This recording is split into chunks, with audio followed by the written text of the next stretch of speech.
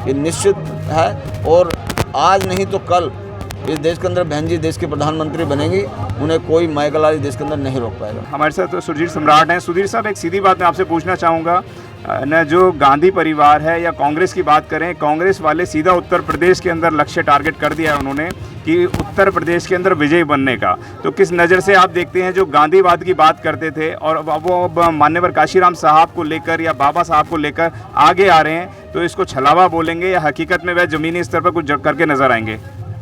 देखिए, यूपी के अंदर तो कांग्रेस का कुछ है नहीं जी, वहाँ तो जमानत जब्त होती है। राहुल गांधी खुद हार गए वहाँ पे जी। वो केवल मात्र उनका एक ध्येय है कि वो बहुजन समाज पार्टी की ताकत को रोकना चाहते हैं। और कांग्रेस ने हमेशा से दलितों के साथ छलावा करने का काम किया है। कांग्रेस इतनी अच्छी होती तो माननीय काशीराम साहब को बहुजन समाज पार्टी क्यों बनानी पड़ती? हमारा एक अपना घर है, उस घर को मजबूत करना चाहिए। मैं तो आपके चैनल के माध्यम से नौजवानों को कहना चाहता हूँ, जो माननीय काशीराम साहब ने बहुजन समाज पार्टी की स्थापना की है, वो हमारे सारी विपत्तियों का सॉल्यूशन उसके अंदर है। अगर आप उसको मजबूत करेंगे तो जो आप भटक रहे हैं ना, वो भटकाव दूर हो जाएगा। आप बहुजन समाज पार्टी को मजबूत बनाइए। बहुजन समाज पार्टी की सत्ता जिस दिन भी केंद्र में आएगी, बहन कुमारी मायावती देश की प्रधानमंत्री बनेंगी। कांग्रेस ने लगातार जो है बहुजन समाज को मजबूत करने का काम किया है, बहुजनों के हित की बात करते हैं। राहुल गांधी अपने घर बुलाकर अपने साथ डाइनिंग टेबल पर बिठाकर दलितों को, शूद्रों को खाना खिलाते हैं। साहब, कैसी बात कर रहे हैं आप? कब तक हम खाना खाते रहेंगे? माननीय काशीराम साहब और बाबा साहब डॉक्टर अम्बेडकर हमको राजा बनाने का सपना देख के गए कि अपनी दीवारों पर लिख दीजिए कि आपको इस देश का शासक बनना है, और वो खाने के लिए हमको कर रहे हैं। ऐसा खाना नहीं चाहिए हमको संविधान में लिखे हुए अधिकार चाहिए, क्योंकि कोई भी अधिकार हमें मांगने से नहीं मिलेगा कि हम मांग रहे हैं, कांग्रेस से मांग रहे हैं, बीजेपी से मांग रहे हैं। हमें खुद लड़ना पड़ेगा उसके लिए। और जब तक हम तैयार नहीं होंगे, लोगों को तैयार नहीं करेंगे, जब तक हमारी बात बनने वाली नहीं है। सीधा सा नियम माननीय काशीराम साहब देके गए हैं कि अपने घर को मजबूत कीजिए, बहुजन समाज पार्टी को मजबूत कीजिए। और जब तक आप बहुजन समाज पार्टी को मजबूत नहीं करेंगे, जब तक आपकी समस्याओं का कोई हल होने वाला नहीं है। ये सीधा सा नियम है।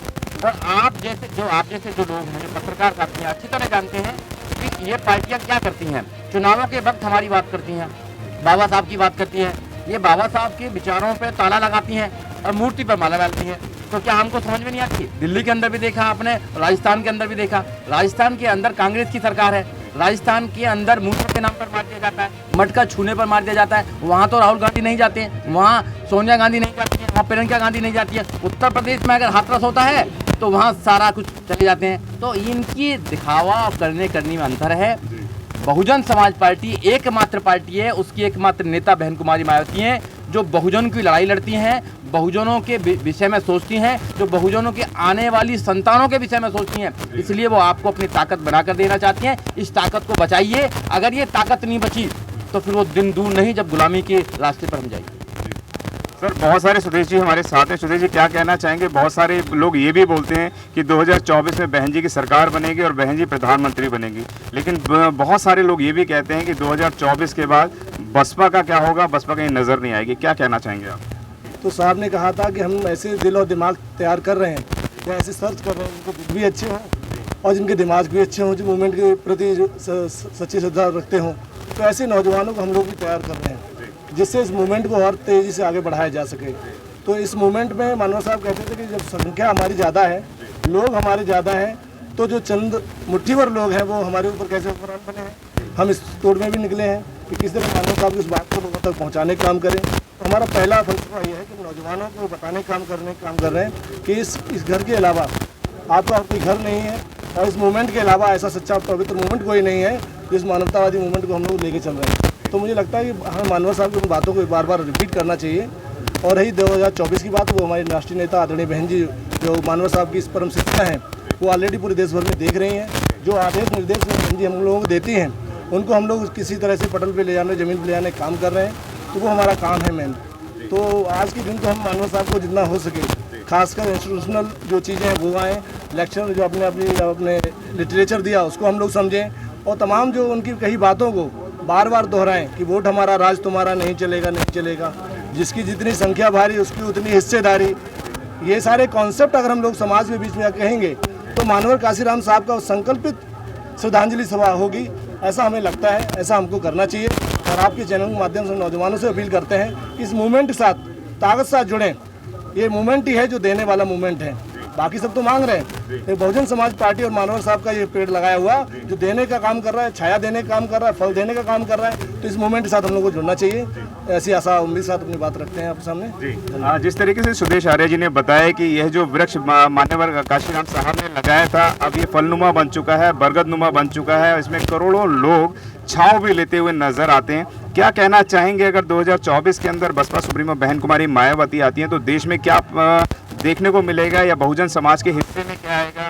क्योंकि फ्री की चीज़ें बहुत सारी लोग देते हैं, बस फ्री मिलती है, राजस्थान के अंदर इस वक्त सिलेंडर भी फ्री मिल रहा है, 500 रुपये के अंदर आ गया है, जो 1100 का सिलेंडर मिला करता था।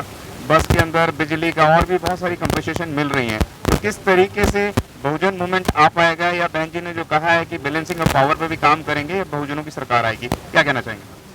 देखिए, बहन कुमारी मायावती ने जब उत्तर प्रदेश में 4 बार सरकार चलाई है तो उन्होंने देश के अंदर साबित किया कि इस देश के अंदर जो गरीब लोग हैं उनकी ज़रूरत क्या है।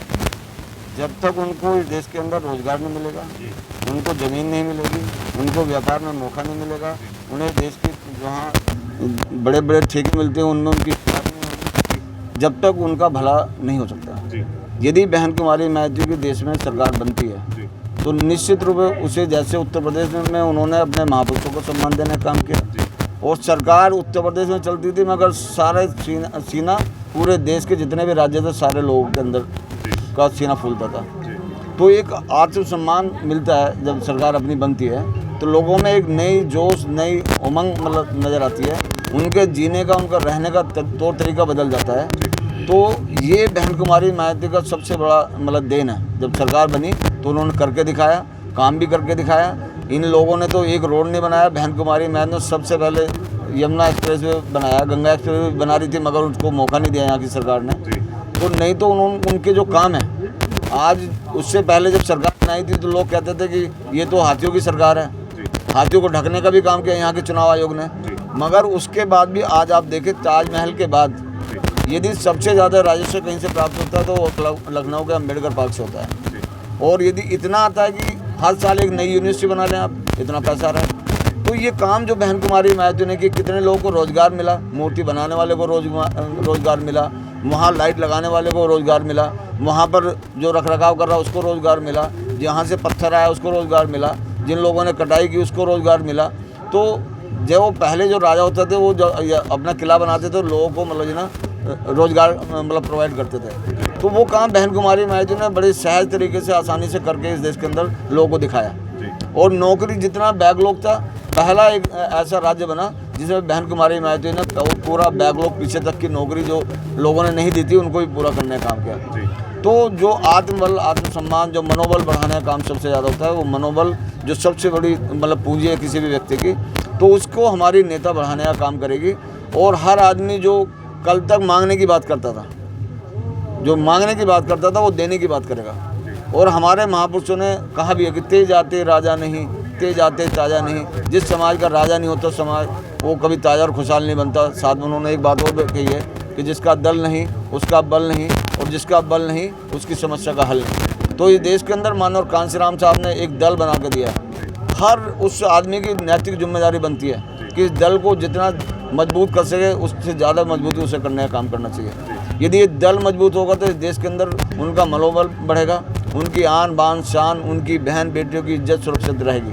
नहीं तो इस देश के अंदर आज़ादी के 75 साल भी आदमी को आदमी नहीं समझा जा रहा, महिलाओं को महिला नहीं समझा जा रहा। इतना अन्याय, इतना उत्पीड़न इस देश के अंदर चल रहा है कि जिसकी कोई सीमा नहीं है। तो इसलिए मेरा आपसे कहना है कि यदि बहन जी की सरकार बनती है तो निश्चित इस देश के अंदर हमारा मनोबल हाई होगा। हमें वो सारे जो बाबा साहब ने इस देश के अंदर जो हक हकूक़ लिखे हैं वो संविधान के आधार पर बहन कुमारी मायावती ने उत्तर प्रदेश में देने का काम किए, तो पूरे देश में इस काम को देने का काम करेंगे, ये निश्चित है। और आज नहीं तो कल इस देश के अंदर बहन जी देश के प्रधानमंत्री बनेंगी, उन्हें कोई माइकलारी देश के अंदर नहीं रोक पाएगा। हाँ, जिस तरीके सीपी सिंह साहब ने बताया और सोशल मीडिया पे दिखाया जाता है, दलितों को यहाँ पर पीट दिया गया, दलितों को मूंछ रखने पे मार दिया गया। अगर बहन जी की सरकार आती है तो ऐसा कोई भी कार्य नहीं होगा। और बहन जी ने जिस तरीके से बताया सिंह साहब ने कि उनका मनोबल बढ़ेगा, यानी कि आप समझ लीजिए कि किस तरीके का दुष्प्रचार करती है मीडिया कि बहुजनों के मनोबल को हमेशा पीटा हुआ दिखाया जाता है, उनको कुचला हुआ दिखाया जाता है, उनके जो अधिकार होते हैं उनके साथ लगातार शोषण होता रहता है। लेकिन ऐसा होने वाला नहीं है अगर बहन जी की सरकार आती है। बहुत बहुत धन्यवाद आपका जो आपने समय दिया। अगर आपने अभी तक हमारा चैनल सब्सक्राइब नहीं किया है तो सब्सक्राइब करें और घंटी का बटन बिल्कुल भी दबाना ना भूलें ताकि सभी लेटेस्ट खबरें पहुंच सकें आप पे सबसे पहले।